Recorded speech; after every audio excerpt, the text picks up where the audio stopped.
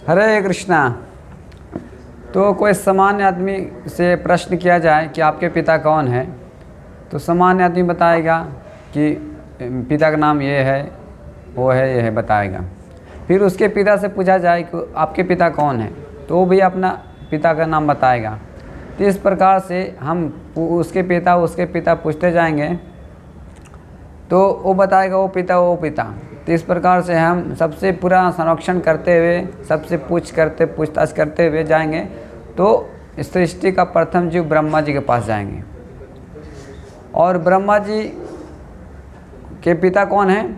भगवान विष्णु, गरुड़ाक्षाय विष्णु।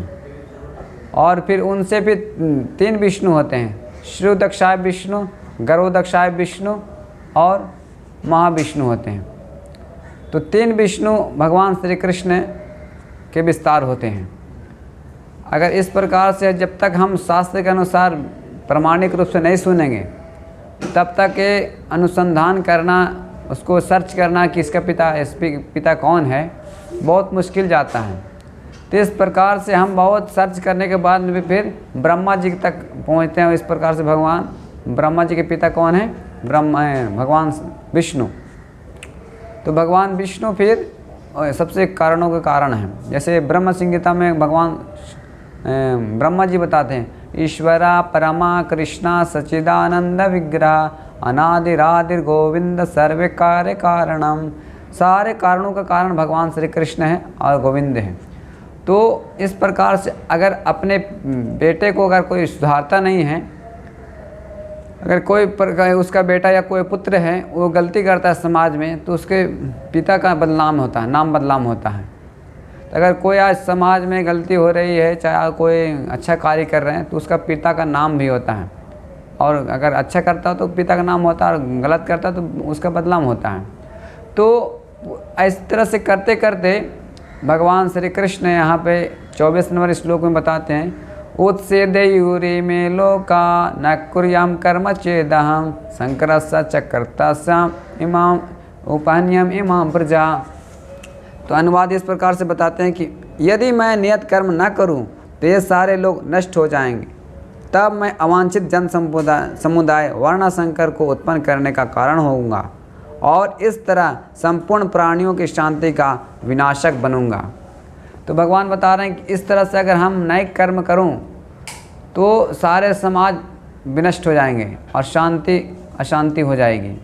तो इसीलिए हर युग में भगवान शिक्षा देने के लिए खुद आ जाते हैं, या तो अपने अंश और कला को भेजते हैं या अपने सेवक को भेजते हैं।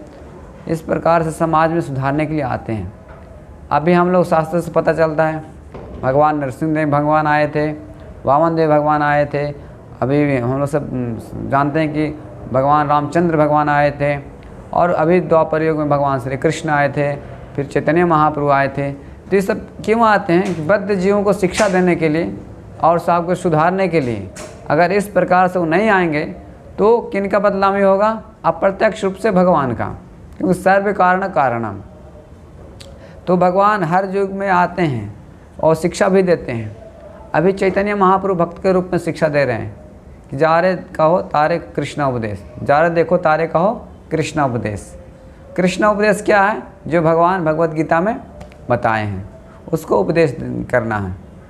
तो इस समाज में, पूरे संसार में आज श्रील प्रभुपाद जी की कृपा से, चैतन्य महाप्रभु की कृपा से पूरे संसार में भगवत गीता का, कृष्ण का जो उपदेश है पूरा प्रचलित हो रहा है।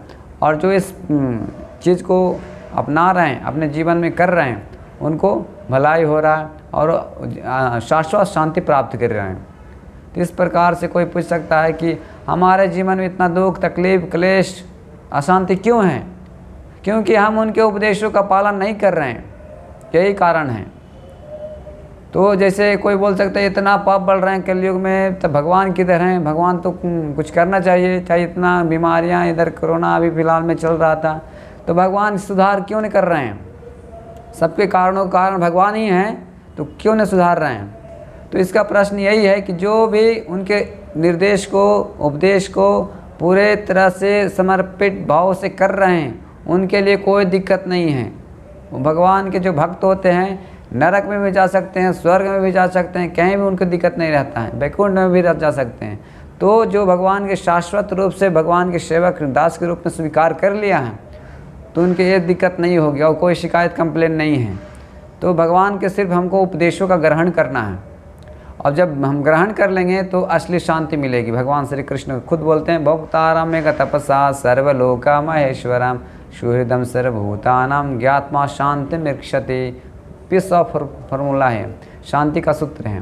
तो इस शांति का सूत्र आप अपना लेंगे जीवन में तो हमारा जीवन सफल हो जाएगा। तो इसीलिए बताते हैं कि मैं इस तरह से कार्य नहीं करूं। अभी भगवान श्री कृष्ण गीता को उपदेश देकर चले गए, आज पूरे समाज में गीता को उपदेश बारंबार पढ़ रहे हैं और वही शांति मिल रही जो भगवान श्री कृष्ण प्रत्यक्ष रूप से कृष्ण अर्जुन को बताए थे। तो ये उपदेश बहुत दिव्य ग्रंथ है भगवद गीता, इसको पढ़िए आप लोग। और कोई प्रश्न है, कमेंट है तो इसको ज़रूर शेयर कीजिए सारे लोगों को, ताकि सबका उपदेश मिल सके। हरे कृष्णा।